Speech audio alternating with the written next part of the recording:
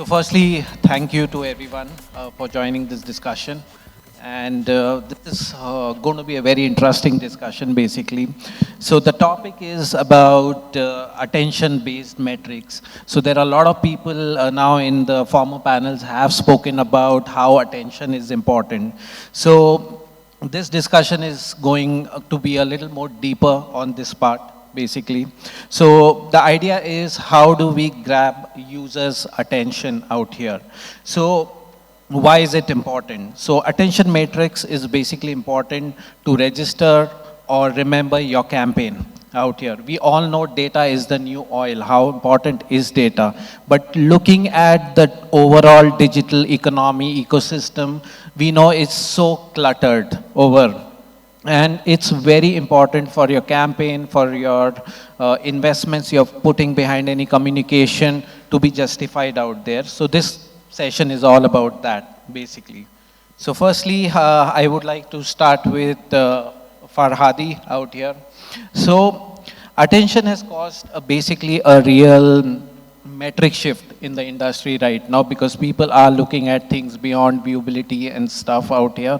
And we all know that it correlates with the key campaign success, okay, of any of the campaigns out here. So what do attention metrics show us, and how can they help us understand the value of a campaign? Okay, so interesting question.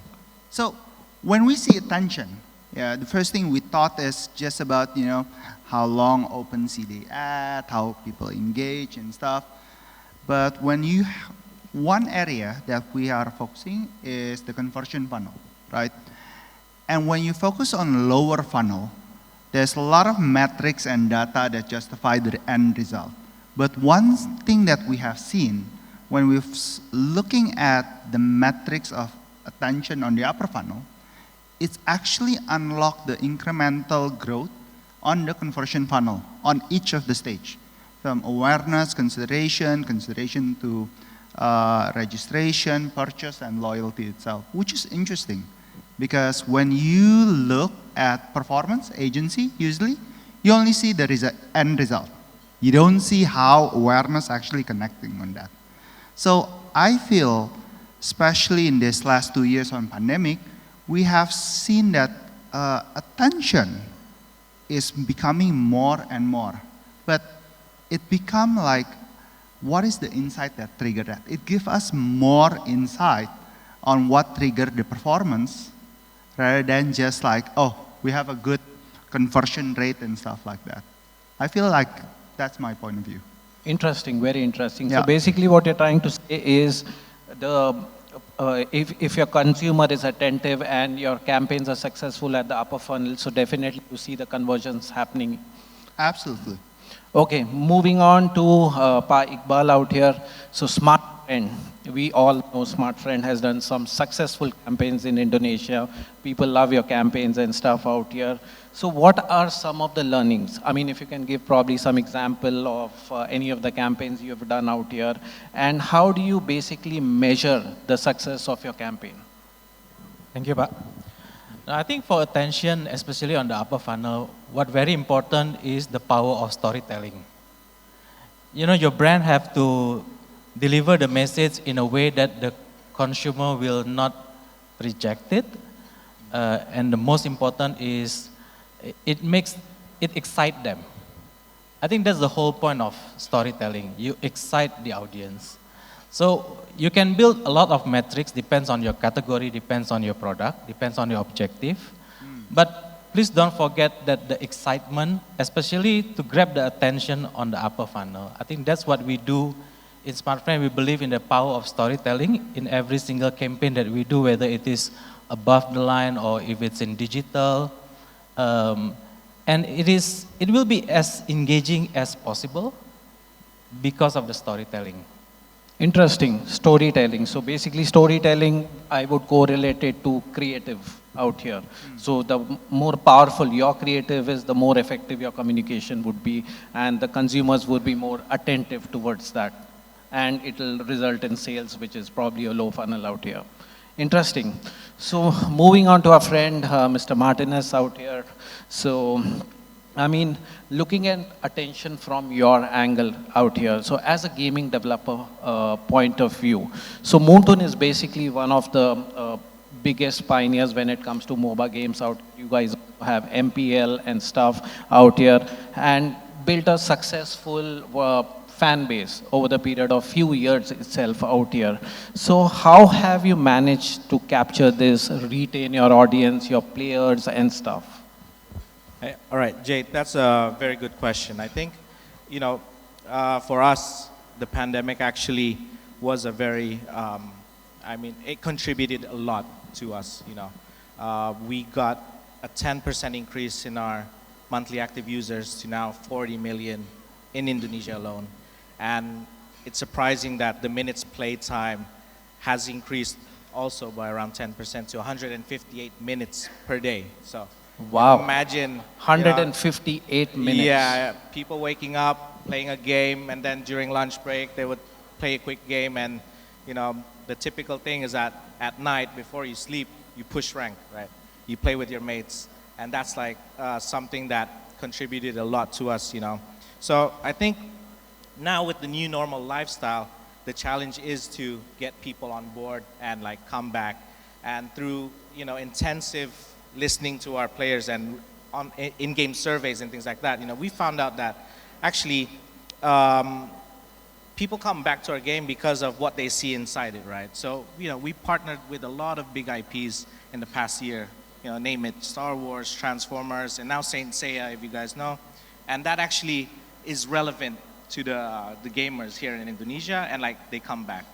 But other than that, actually, you know, our user base that's dominantly, you know, 80% male Gen Zs, right? We had to create a new product to get their attention into our game. So that new product, like you said, is our, you know, esports competition, right? So we, as the game publisher as well and developer, we have the IP of the game. So we created the top tier professional league, right? We call it MPL Indonesia. We have the semi-professional league, the development league as well. And then we also, you know, get help from our grassroots communities and even corporate brands like Smartfren. They do, you know, these Mobile Legends tournaments to get people introduced to the competitiveness of the gaming. And then they get this adrenaline rush and come back and play. So, you know, we did it the other way. We created another product to help us, you know, get gamers on board all the time. Yeah. Wow, wow, that's interesting to know that. 158 minutes, that's probably everyone takes that kind of time traveling every day in Jakarta out here. There's a tough attention span to beat. Exactly. Why do we exist?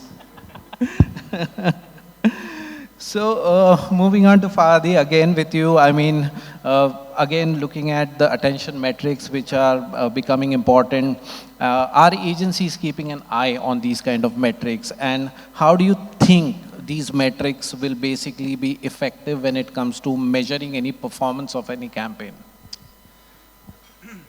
So, agency, we have a tough life, you know. I know. I've been a part of the agency. So when we talk about attention, right, how we impact the whole KPI on how we set up, right now our customer is like being stormed by almost like 10 billion ads a day. Customer has become numb because of this, right? Agreed. They seen ad, they seen, you know, they, we call it, they've been Tinderized. Yeah, not interested, not interested, not interested. So we need to find what is the area. And if you done a lower funnel campaign, is boring as hell. Because you focus on bidding, you focus on numbers, you focus on data and stuff like that. That doesn't excite you, right? The same thing that we felt about customer today. That's why attention metric has such a huge impact, where how can data and insight actually allow the creative to explore more thought process. So one area that we're experimenting is like, you know, why don't copywriter do a SEM campaign? stuff like that. So how we combine from the upper funnel attention metrics that give them insight to actually fuel the whole conversion funnel. I think that's the thing that we all strive to do. Obviously, easy to say, hard to deliver. I can imagine that, definitely. But that's pretty interesting to know. And moving to Papa Iqbal out here. So we all know that, again, attention is closely related to brand recall. I mean, it increases your top of mind recall in consumers' mind and stuff out there. And in turn, brand growth. Because the more consumers remember your brand, I mean, the brand grows, eventually they'll go and probably purchase it or do a trial and stuff out there. Okay, are you looking as these metrics added to your list of performance-based metrics, for any campaign which you are going to run now, currently, or maybe in the future? Yeah, I think in terms of building the attention metrics, you can work with your partners like agencies like that to build a certain metrics. But don't forget the other part where you have to focus on how to retain your subscribers, how to retain your customers. So the loyalty part is also as important as the acquisition part, especially for us, the provider. And also to diversify and look outside of your comfort zone. I mean, in a telco business, yes, we are selling quota, but there's a lot of opportunity out there, like partnership with Mobile Legend is what we do when we create a specific product that caters for people who are passionate about esports and gaming. So you are not just giving quota to them, but you are also giving diamonds, this and that, a lot of other features. So look into diversifying your metrics. It's not just about what is given to you by your partners. I think, absolutely, completely. Can't agree more than what you just said. And Pa Martinus out here. So again, I mean, Indonesia is one of the biggest gaming markets out here, and the potential of advertising on gaming is increasing, and companies like Moonton and stuff are becoming like setting up big industry standards out here. Okay, so and what we have also realized from our reports, research and stuff, the attention span of a consumer in a gaming environment is far more stronger as compared to any other environment, because of course there is no multi-screening happening and all those things out here. So how is Moonton actually looking at this potential, okay, or monetizing opportunities out here coming from this kind of metric? Yeah, I think that's very interesting you brought up, Jay, because actually for us, we don't have too many monetization opportunities inside the game, right? So this is a bit contradictory to what you said, because, imagine you're a gamer, right? And then you log in. The reason you want to log in is because you just want to go and play, right? You want to wait for that game, you're waiting for your mates and waiting for the game to load, and like, to be honest, like no one's gonna really take a time to look at an ad inside the game. So we've realized that, and we've learned that, because like during the birth of our product, we did the branded skin with Vivo, with Honor, and turns out that it didn't really work. Gamers are not looking at that type of branding inside the game. That's why we use our tournaments, we use our esports product, we use that community, and those events that's fully integrated from offline experience to the online experience in your, YouTube, TikTok, and Instagram and everywhere, right? And use that to communicate with our fans. And then we need our partners, like Smartfren, and then, Grab, which already got like at least hundreds of thousands of new users from our traffic, only in Season 8 playoff. And then Axe, the deodorant from Unilever, we've provided them, database as well, like for the purpose of retargeting, up to, tens of thousands. And then also from our non-endemic brands like UBS Gold, they're a local brand in Indonesia that's wanting people to buy gold, and then they come into gaming and teach people about investing into your time and money on gold, and they sold hundreds. It's pretty intense. As long as you know the language of the gamers, and then you help solve their problems, that's something that we're here to discuss, because as Pak Ricky said from Ayora, that basically this is a new platform and we're very open and flexible, and we're, it's the new norm. We're here to work well with anyone. Yeah. Amazing, amazing. And just the last sum up questions for all the panelists out here. So the magic number is basically 17 seconds, attentive seconds out here. So from your different perspectives, what would be a tip that you can share with the audience out here, and how can we achieve this magic number of 17 seconds? Or maybe we can start from, I mean, probably it's 17 hours for you. To him. 17 seconds? Yeah, I mean, if it's only 17 seconds for us, I mean, it's not even enough to pick your hero and things like that, right? So I guess, because we're very product and community centric, right? We focus on mostly research and development, and come back to the better, to improving our own product, right? That's the key for us, because when people are entertained, when they like what they're playing with, that helps to capture the attention of these players. Plus, from our event side, we average between 12 to 15 minutes of watching the esports matches. So for us, the actual event, and then the competition, and then the pro players that come up, rich young kids that started from zero, these are the things that our users aspire to be. And we just use that story. Like IQBAL said, like storytelling is the key for us. Interesting, interesting. Yeah, I think it's true. I mean, like, storytelling is the key for brand to deliver the message to their audience, I think. I mean, in the past, we talk about disruption is the big thing, but with these floods of ads, even the disruption need a disruption nowadays. Correct. So I think it's to be blend in and everything. People will not hate the ads. I mean, 17 seconds is not a tough benchmark to beat. And nowadays, people, when they buy into the storytelling, they will follow through until the end. And when they like it, they will go to the part 2. Agreed.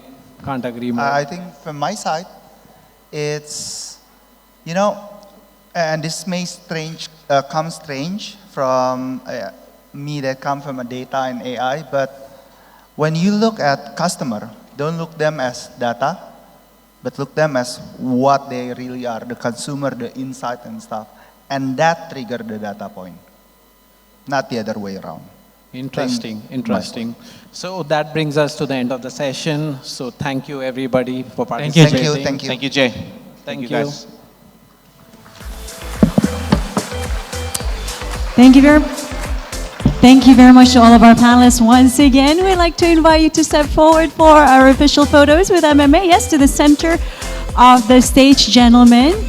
Mr. FARADI BACHRI, once again, Mr. IQBAL ASSEWETH, Mr. MARTINUS, HAPOSAN MANURUNG, and of course, Mr. JAYESH SHIVDASANI. Thank you very much for your time.